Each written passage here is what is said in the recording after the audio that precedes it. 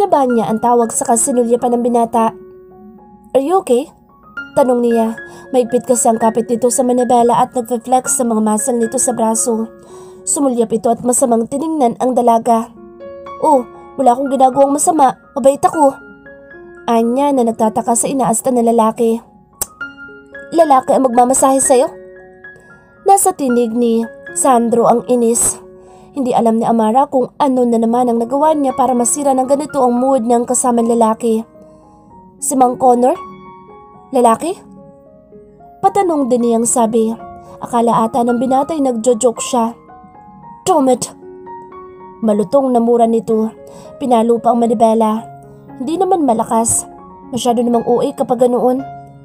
"Problema mo ba?" Naguguluhan talaga si Amara. May sakit ba sa utak ang taong ito? Langya. Mahina lang pero narinig naman ang dalaga. "Nice. Ang sexy mo naman kapag nagagalit ka." "Stop, Amara." Inis na saway ni Sandro. "Ba't hindi tayo sa apartment tumiretso?" Nakailang tanong na siya sa binata pero kanina pa hindi sinasabi ang dahilan. Sinulya pa ni Sandro ang dalaga na kanina pa nagrereklamo dahil sa bahay niya iniuwi ito. "Uwing-uwi na ako? Para ano? Magpamasahe sa Mang Connor na yon? No way." Sarcastic na anito. "Ba't ba big deal sa'yo?" Anya na nakasimangot na. "Sandro!" Frustrated na tanong niya. Mas malala pa talaga itong taong ito kaya siguro nag-decide si Lord na sa babae ibigay ang regla dahil kung lalaki ang magpi-PMS, baka pati ang Diyos mawala ng pasensya sa kanila. "Hubad!" Nagulat at nanlaki ang mata ng dalaga sa sinabi ni Sandro. "Hoy, sabi ko sa'yo pakasalan mo muna ako. Virgin pa to, no?" Anya. "Ako magmamasahe sa'yo." Seryosong sabi nito na halos ikasamid ng dalaga kahit wala namang iniinom. "Seryoso?" "Yeah." Anin na lalaki na umakyat na ng hagdan. Sumunod naman ang dalaga. Bukod sa libre ang masahe sa binata, pwede rin niyang magawa ang mission niya. Abay, 2 birds in 1 stone. Anya na gustong mapapalakpak sa naiisip. Nauntog pa nga siya sa likod ng binata na bigla itong huminto. "Ouch!" Reklamo niya pero humaplos ang kamay sa matigas nitong likod. "Tigas ha?" Hindi siya pinansin nito. Nang mabuksan nito ang pinto, sumunod siyang pumasok. "Shower lang ako." Mapang-akit na sabi niya, ngunit umirap lang ang binata. Medyo natagalan si Amara pero nang lumabas, nakatapis na lang ito ng tuwalya. Agad na nag-iwas ng tingin ng binata nang lumabas ito. Nag-pose pa talaga ito na parang syunga. "I'm ready." "What are you doing?" "Para kang syunga. Hindi mo kailangan mag-pose at gumiling-giling kasi imamasahe lang naman kita." Nakasimangot na tiningnan ni Amara si Sandro. KJ talaga ng loko. Nakahanda na sa kama ang mga gagamitin nito. Mukhang alam nga nitong magmasahe. Komportable siya kahit pa nakahubad at tuwalya lang ang nakakubli sa kanyang katawan. Si Sandro kasi ang kasama niya at alam niyang hindi siya magkakaproblema dito. Bukod doon, kung may gawin man ito, tsak na ang lahat ay aayon sa kanyang mga plano. Kaso kahit anong halinghing niya ay hindi man lang naapektuhan ng lalaki. Kasi nang sabihin nitong tapos na sila, ay nilayasan na siya nito. Napasimangot na pumikit ang dalaga. Matutulog muna siya. Baka tuluyan na siyang mabuwisit dito. Kasalukuyang nasa ilalim ng shower si Sandro. Akala niya ikakalma na siya sa cold shower pero hindi naman nangyari ang gusto niya. In the end, nakita na lang niya ang sarili na pinapaligaya ang sarili. Malaki ang respeto niya sa dalaga. Bata pa lang sila noon, overprotective na siya dito. Palibhasa kasi, prinsesa ng lahat. Susugod talaga silang lahat na magkakaibigan kapag may umaway dito. Kaso ngayon, hindi niya alam ang dapat gawin sa inaasal nito. Nauna itong umatras sa kasunduan. Kahit ganoon, hindi naman tumigil doon ang lahat kasi deep inside, gusto pa rin niya itong protektahan. Kahit pa sakit lang sa ulo ang naidudulot nito. "Problema mo, girl." Nabutan ni Mika ang kaibigan na tulala kasi kahit bukas ang TV ay tagus-tagusan ng tingin nito. "Mika, hindi ba ako kaakit-akit?" Out of nowhere na tanong nito. Natigilan si Mika saka pinagmasdan ng mabuti ang kaibigan. Kaakit-akit? In what way? Yun bang maakit ang mga boys while looking at you? Kung yun ang tinutukoy mo, girl, kaakit-akit ka. Malaking hinaharap, maliit na bewang at pinagpala sa balakang. Ba't parang sobrang bastos ng description? Natatawang naupo siya sa tabi nito. May asking ba kasi? Ani Mika na pinatay ang TV. Kailangan kong maakit si Sandro. Seryoso't puno ng determinasyon na Ani, Amara. Si Mr. Stalker? Gulat niyang anas. Nalalaki pa ang mga mata pati butas ng ilong. Yeah. What happened to you? You said hindi mo siya bet. Change of heart? Lately napapadalas ang pagkikita niyo. May hindi ka sinasabi sa akin? Pwede isa-isa lang ang tanong. Di ako genius, girl. Medyo slow. Sabi ni Amara na sinabayan pa ng irap. Fine, sagutin mo yung unang tanong ko. Ano ba yung una mong tanong? Shit, nakalimutan ko din. Magkwento ka na nga lang. Bumuntong hininga si Amara saka sinimulang ikwento dito ang lahat. Umuwi na ba ang kuya mo sa inyo? Tanong ni Mika sa kaibigan pagkatapos magkwento ng kaibigan. Hindi pa. Ang plano niya ipakakasalan na ang girlfriend niya kahit hindi alam nila mama at papa. Buntis kasi si ate girl. Sigurado malaking gulo yan, girl. Lalo na sa side niya si Lina, yap. Kung mabalitaan na lang na nagpakasal na lang bigla ang kuya mo. You're right. Kaya nga pinaplano kong akitin si Sandro. Kailangan niya akong pakasalan. Ngayon hahabol-habol ka. Tulungan mo ako. Frustrated na sabi ni Amara na napasabunot pa sa buhok nito. Sure ka bang wala pa siyang jowa? Sayang ang effort, girl. Oras na may jowa na si Mr. Stalker. Wala ba? Natigilan si Amara. Hindi niya alam. Bukod sa tinaguan niya ang lalaking iyon noon, masyadong pribado itong tao kahit ang media. Hindi man lang makakita ng magandang topics sa lalaking ito. Hindi ko alam. Fine, huwag mo munang problemahin yan. Maghanap tayo sa internet kung paano mangakit. Kailangan yung kabog na kabog. Nice idea. Anya na napangiti na. Number 1, kailangan mag-send ka ng mga sexy picture. Suggestion iyon na nakita nila sa internet kaya ginawa niya agad iyon. Pati post sa kung saang anggulo dapat umaura ay ginawa niya. Sent. Kinakabahan siya. Mabilis siyang napaunat sa pagkakaupo. What the hell is this, Amara? Binabasa pa lang ni Amara ang reply nito ay nai-imagine niya ang galit na ekspresyon nito. Sorry, wrong said. Kay Peter ko dapat isa-send. Number 2, kapag hindi nagustuhan, isip ka ng name ng ibang guy para ma-check mo kung magseselos. Napangiti si Amara na mag-ring ang cellphone niya. Magsasend ka ng picture mo sa lalaki? Nababaliw ka na ba talagang babae ka? Nasaan ang utak mo? Ouch ha? Di ba ayaw mo kong pakasalan? Naghahanap ako ng ibang guy na ipakikilala sa parents ko. Nakasimangot na sagot niya dito. Dinig niya ang marahas nitong paghinga. Galit na galit. Sinasagad mo talagang pasensya ko. Ayokong pasensya mo ang masagad. Pwede? Yung alaga mo? Peste, binabaan na siya ng tawag ng loko. Okay, 1 and 2 is not effective. Sinulyapan niya ang number 3. Kung kailangan kong bumuka ka, makuha ka lang, gagawin ko. Gago ka. Anya na muling tinignan ng papel. O diba, may listahan pa talaga siya. Number 3, kung hindi makuha sa picture at selos, magubad ka sa harap niya saka sunggaban mo na. Grabing advice yan, masyadong wild. Bukod kasi sa hindi nila magets ni Mika yung ibang suggestions, hindi rin nila bet. Si Mika ang namili ng panghuli. Wild din talaga ang babaeng iyon. Meron pa namang nakalista pero ayon sa suggestions, kalma lang, huwag bibiglain. O diba, kung sino man ang nagsuggest noon, sarap palakpakan. Tumunog ang cellphone niya.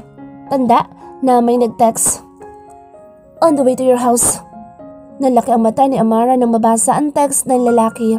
Patakbo siyang bumaba. Nabutan niya si Mika na nagmamadaling paalis. Saan ka pupunta? In heaven. Sa kanya talaga nagmana ang kaibigan sa kabalasubasa ng bibig. Okay, ingat. Wish ko lang hindi ka mag-passed out. Baliw, hindi na mauulit yun, no? Alis na ako. Ani Mika na mabilis sumalik sa pisngi niya at nagmamadali ng umalis. Ingat! Protection! Don't forget, it's a must na. Hiyaw niya sa kaibigan na sumagot naman ng yes. Naiwan siya mag-isa. Tinignan niya ang sarili. Bukod sa wala siyang suot na bra, manipis na sando lang ang suot niya. Humiga siya sa sopa at sinubukang umidlip. Nakailang pindot na si Sandro sa doorbell ng dalaga ngunit walang nagbubukas ng pinto. Bukas ang ilaw sa sala kaya tiyak siyang may tao. Bahagyang itinulak ng binata ang gate. Bukas iyon. Napakaburara talaga nito. Kahit nang pihitin niya ang doorknob ay bukas din. Pumasok siya sa apartment nito. Unang bungad ay ang malaking sofa nito. Automatic na sumentro sa paningin niya ay ang dalagang masarap na natutulog sa sofa. Magulo ang buhok at aninag na aninag ang malulusog na dibdib nito. Walang suot na bra. Heto na naman tayo. Ito-torture na naman sa mga ganitong paraan ni Amara. Kahit naman hindi ito mag-effort, naaakit siya matagal na. Hinubad niya ang coat, ipinatong sa dibdib nito. Kasalukuyan siyang nasa isang mahalagang meeting with the board of directors nang mag-send ang dalaga ng larawan nito. Nagulat pa nga mga ito nang malutong siyang nagmura. Akala ay hindi niya nagustuhan ang presentation. Pati ang kapatid na si Santi ay nagtaka sa inasta niya. Emergency? Tanong ni Santi. Yeah. Go, ako na bahala. Ani Santi at sumang-ayon naman ang mga kasama nila sa silid na iyon. Sino bang matinong tao magtitiis sa boardroom with a boner? Nakaupo siya sa bakanting upuan at sinubukang i-relax ang sarili hanggang sa tuluyang nakatulog na rin. Sandro! Naalimpungatan ng binata nang maramdaman ng paghaplos sa pisngi niya. It feels good. Pakaramdam niya nababawasan ang pagod niya sa maghapon sa office. Nakaupo ang dalaga sa mga hita niya. Nakabuka ang hita paharap sa kanya. Sandro, yeah? Disoriented na anas niya. Magluto ka ng food? Nagmulat ng mata ang binata. Bumungad ang maamong mukha nito. Mas gusto niya ang babae nang walang makeup. So simple but beautiful. Bumaba ang tingin niya sa dibdib nito. You like it? Nakangising tanong ni Amara. You can touch it.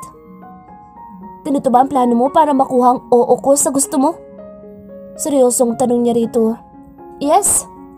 Walang pag-aalinlangan na sabi ni Amara saka ngumisi. Hinawakan na magkabilang pisngi ng binata. Saka walang pag-aalinlangan na inilapat ang mga labi dito.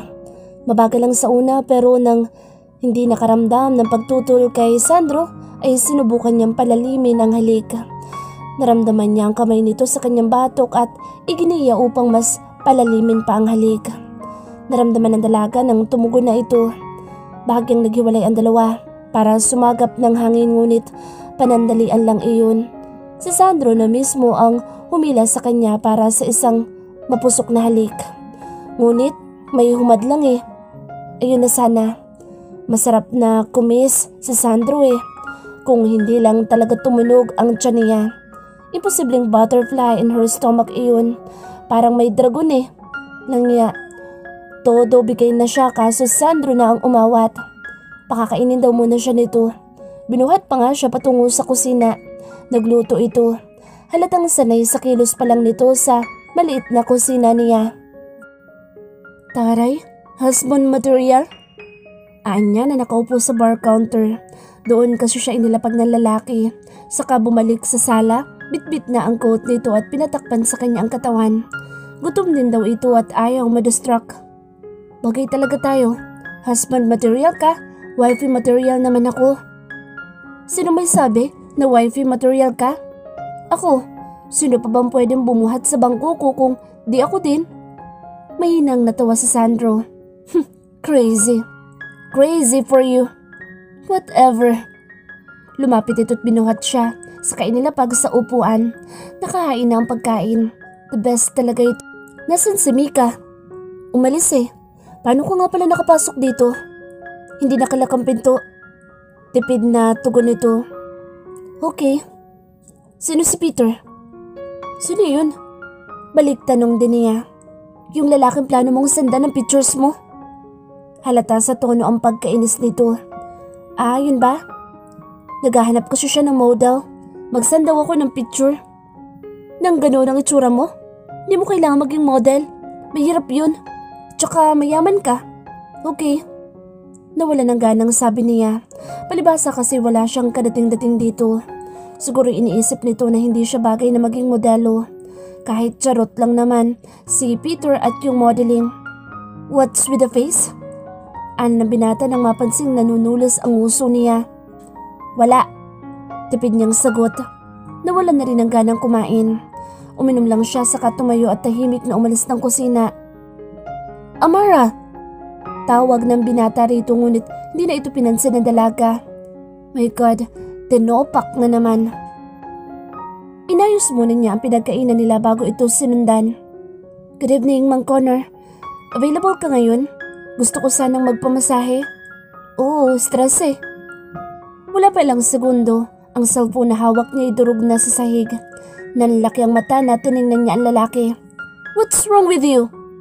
Hiyaw niyang sabi saka lumapit sa wasak na cellphone. I can buy as many as you want. Damn you, I don't need that. Malutong niyang mura saka nalulumong didampot ang wasak na cellphone at sinubukan pang ayusin. Amara, don't talk to me. Ba't kasi tumawag ka pa na magmamasahe sa'yo? I'm here. Tom, this is annoying. Ano bang pake mo? My God, gusto ko lang magpamasahe tapos winasak mo na yung phone ko? Bakit kasi kailangan lalaki pa magmasahe sa'yo? Sino bang lalaki? Langya, ikaw lang naman ang nagmamasahe sa akin na lalaki. Me? How about that man, Connor? She's a girl. Hindi porket, Connor, lalaki na. It's her name for damn sake. Ask her mom kung bakit ganun yung pangalan niya. Gago. Anya sa kagalit na tumalikod. Ayos ka lang? Tanong ni Mika nang bumaba si Amara. Hindi maganda ang mood nito. Basang-basa na niya ito. Sa buntong hininga nito, panay na pag-ikot ng mata kahit wala namang iniirapan at ang ginagawa nitong paghalo ng kape nito na malapit ng lumamig. Bitin ba kaya ka nagkakaganyan? Anya, umaasa na magsasalita na ito. Naabutan kasi niya ang binata kaninang madaling araw na natutulog sa sofa. Kaya ganito ang mga tanong nito kay Amara. Puisit! Nagulat pa siya nang bigla nitong paluin ng lamesa.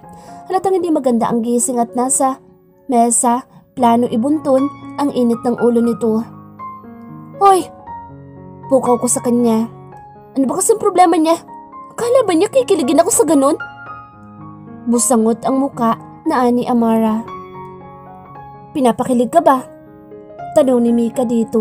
Parang medyo sarcastic pa nga ang paraan ng pagkakasabi niya eh. Hindi. Tugon nito na mas lalong bumusangot ang mukha. So, feel mo ganun? Bumuntong hininga si Amara sa kasinimulang isalaysay ang nangyari kagabi. So, feeling possessive si Mr. Stalker? Manghang ani. Mika na mukhang kinikilig pa. Ewan ko dun. Nakakaasar eh. Hay teka. Bago ko makalimutan, may dinedate daw si Mr. Stalker. Natigilan si Amara sa kadahan-dahang napatingin. Waring hindi nagustuhan ang narinig mula sa kaibigan. Ha? Ano to na parang biglang naging lutang. Well, nabanggit kasi sa akin ni Santi. Ani Mika. Si Santi ang kasama mo kagabi? Tsak na sabi niya. Nag-blush pa ang gaga. Well, remember nung nag-pass out ako? Nung nakakita ko ng Dax, nag-experiment kami ngayon. Ano experiment? Nanlalaki ang mata na tanong ni Amara kay Mika na halatang gulat na naman sa mga naririnig sa kaibigan. Waring naghahanap ng magandang salita upang may paliwanag kay Amara ang sitwasyon. You mean, ginawa niyo na? Langya, naunahan mo pa ako? Muli nitong hinampas ang table na waring hindi talaga makapaniwala. No, hindi sa ganun. Tinetesting pa lang namin.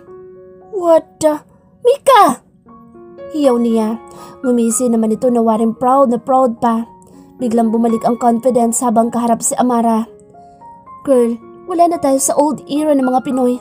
Nasa tamang edad na ako at virgin pa. Natawa siya sa sinabi nito. Okay, maganda na ulit ang mood niya. At least kapag silang dalawa magkausap, kahit anong lumabas sa bibig nila ay walang manghuhusga. Sa panahon kasi ngayon, kunting salita lang na lumabas sa bibig ay kasiraan na. Huhusgahan ka na, sagad hanggang buto at akala mo kung sinong malilinis na diring-diri sa'yo. At saka kilala niya ang kaibigan. Alam nito ang ginagawa nito. Kung ma-hurt man ito, edi yakap saka support na lang siya. May dinadate na si Sandro? Oh no, hindi pwede yun. Ani Amara na parang biglang na problema. Kung may dinadate ito, ibig sabihin may extra na at hindi siya papayag. Kailangan siya lang. Kung noon mo pinakasalan, girl, edi sana'y wala kang problema. Sabay kibit balikat. Bukod sa hindi ko naman mahal yung mokong na iyon, girl. Feeling ko kasi palaban ako that time. Selfish pa, kaya lumayas agad. Pero iba ngayon. Ayokong mawala ang taong nagpapasaya sa kuya ko at yung chance na isang buong pamilya para sa future pamangkin ko. Uy, may nagbago sa'yo. Pambubus ka ni Mika dito na masaya sa nakikitang changes ng best friend. Oo, alam ko meron. Iniisip ko na ang pamilya ko ngayon. Noon kasi ay sarili lang nito ang iniisip. Hindi naman sa selfish pero noon ay pinili nitong i-prioritize ang pangarap nito. Nakausap mo na ba magulang mo? Kasi sa yaman niyo, girl, hindi na kailangan yung fixed marriage ek-ek na yan. Ipaunawa niyo na hindi kayo magiging masaya sa gusto nila. Girl, ang kailangan niyo ay communication. Tulad niyan, hindi nila nakikita at alam ang mga achievements mo sa life kasi nung umalis ka last year, sa house view, pinutol mo na rin ang ugnayan mo sa kanila.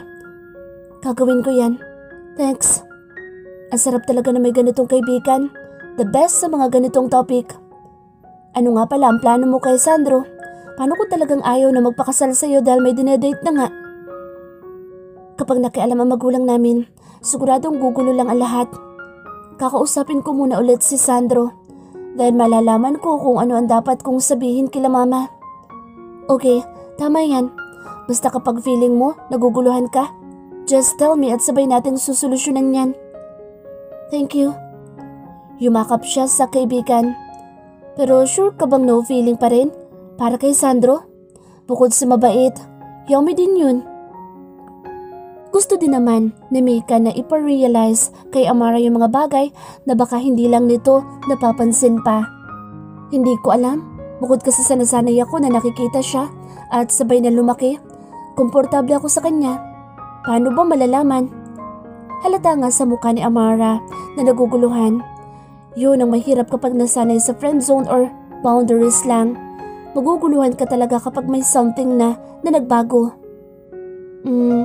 Malalaman mo siguro yun kung yung atensyon niya ay napunta na sa iba. Ani Mika na nagbibigay lang naman ang sa tingin niya ay possibilities. Ha? Kailangan ko pa bang intayin na mabalang sa iba yung atensyon niya?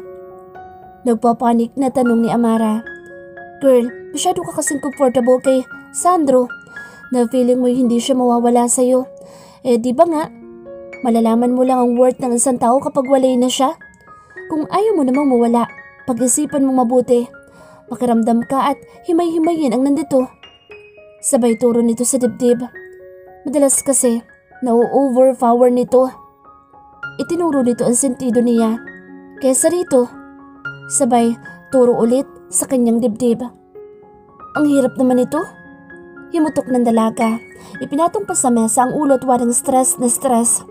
Let's try. Isipin mo, may jowa na si Sandro. Mas maganda sa'yo, mahinhin at kagalang-galang. With matching kumpas pa ng kamay, dinagdagan ng feelings ang senaryo na ipinapasok sa utak ni Amara. Girl, feeling ko hindi yung feelings ko kay Sandro mag-show kung hindi yung pagiging insecure ko dahil just sa mga description mo.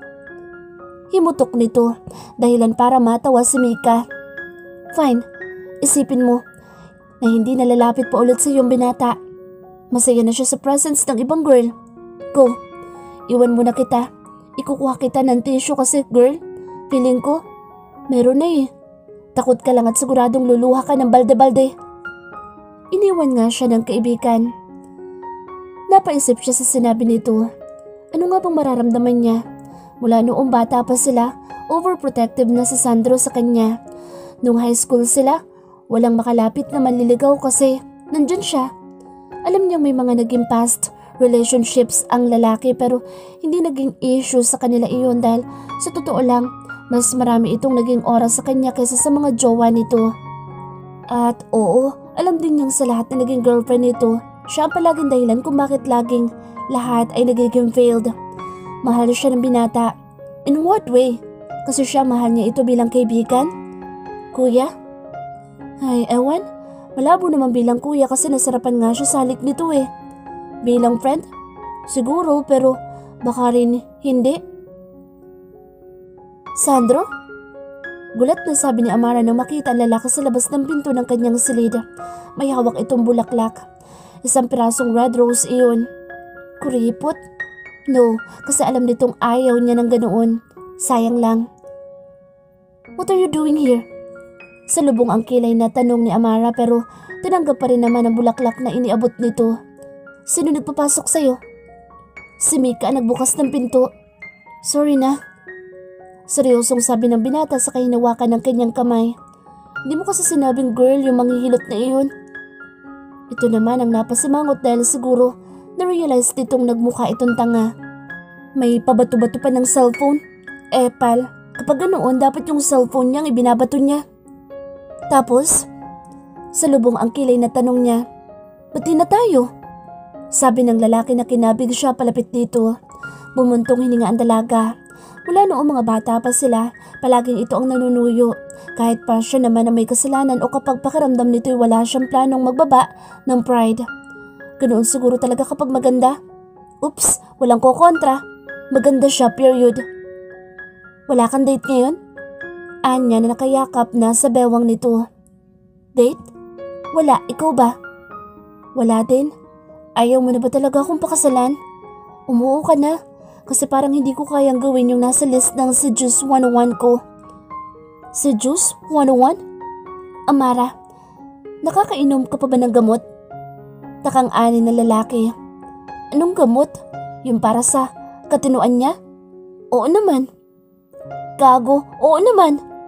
Sa kanya sa biro nito. Di mo kailangan mang-akit para pakasalan ka. Wari na namang gurang na nagpapaalala ang lalaki. Yun lang ang naiisip kong paraan para pakasalan mo ko. May nabasa nga ako. Try ko din daw yung pikot. Sa tingin mo uubra kaya? Ay naku Amara, kailan ka ba magbabago? Hinilot nito ang sentido na waring biglang sumakit. Kapag bago ng apelido ko, from Marquez to El Fuego. Real quick. Napapalakpak pa sa naisip na banat. Sabi mo, ayaw mo sa apelido ko. Takang ani Sandro. Tandang-tanda niya pa kung paano yung sabihin ni Amara sa kanya. Ayaw siya nito. Ayaw nito sa apelido niya. Noon yun. Apelido mo lang naman ang ayaw ko. Feeling ko kasi noon, sobrang ganda ng apelido ko tapos ang bantot ng sayo. Kahit naman kasal na tayo, pwede namang di ko gamitin ang last name mo. Dream on, Amara. Kasi ako kapag nagpakasal ako, kailangan gamitin ang asawa ko ang apelido ko. You know why? Hindi. Tell me. Anya na focus ang atensyon dito. Kasi gusto ko malaman ng lahat na akin lang siya at walang pwedeng umagaw.